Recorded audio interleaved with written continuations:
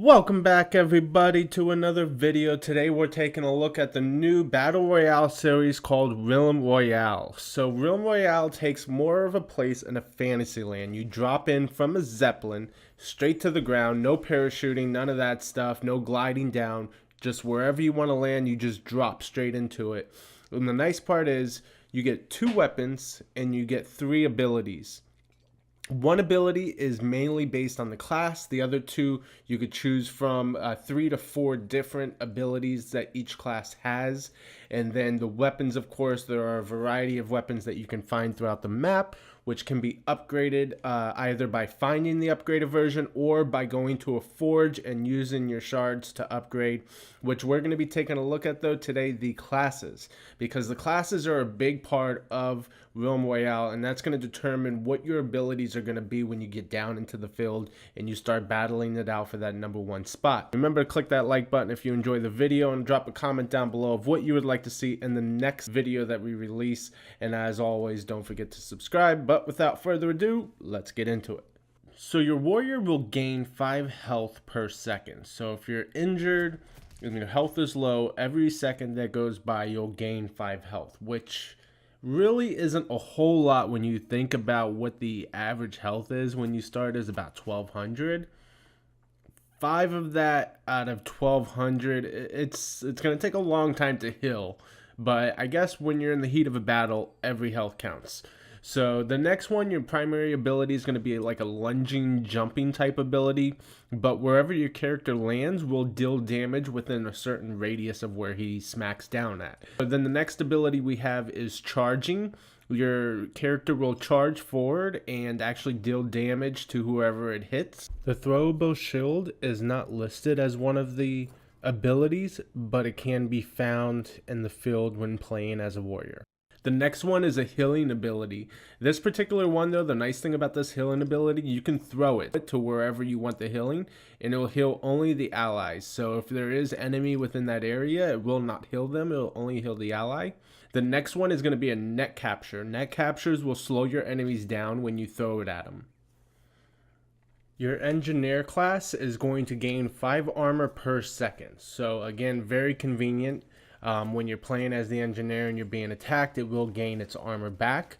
You're also going to be given a jumping ability. Unlike the warrior, this particular one does not deal damage upon impact.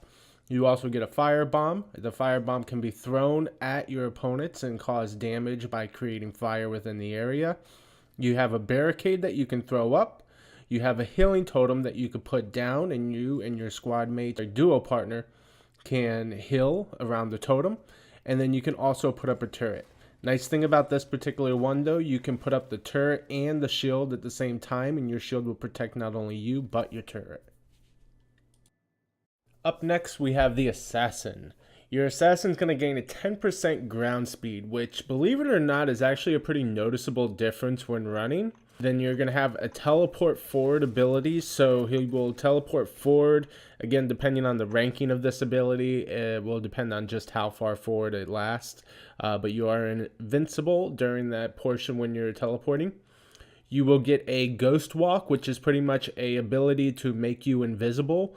Your next ability is going to be the drone, which allows you to throw kind of like a beacon almost, and it will detect nearby enemies. Your next one's going to be a concussion bomb. This is very similar to kind of how Fortnite's impulse grenades work. When you throw it, it will actually shoot back whoever is nearby. This last one is not listed, but it is the smoke screen. This one can be found in the field as well, and when thrown, whoever is in the area of the smoke screen becomes invisible. Finally, my personal favorite, the Mage. Now, it says you gain a 30% potion effectiveness. Although it doesn't show when you look at the potions that there's a 30% increase, it will actually give you a 30% increase. As I tested in the game, different ones, they all say 400. But when you actually go to use it, it will heal you 520. Now, the best thing about the Mage, you're able to fly. This is crazy because you can literally get behind people, go through windows, and sneak up on them. I haven't been able to find any other class that has something like this. And then you have the ability to throw up a wall in front of you. You get an explosive flask that you can throw at people. You have greaves, which the greaves will go ahead and heal you, but the downfall is it freezes you in the position that you're at. You can't move, but it heals you while you're frozen. The next one is going to be a fireball that you can throw. The fireball will actually go through players too. So if there's multiple players, you can throw it. If it hits one and it hits the person behind them, it will damage both of them. Your final class is going to be the hunter. Now, I'm going to be honest, this truthfully, in my opinion, was the worst one out of all of them. Seriously, a gain of 10% on swapping and reloading. Now, 10% isn't a whole lot to begin with, but I didn't notice a difference in the swap speeds, and I really didn't notice a difference in the reload speeds. And I mean, his primary ability is to roll. Now, I know a lot of people are probably thinking, well, there's a lot of stuff you can roll out of the way with, but not really. No, there's not.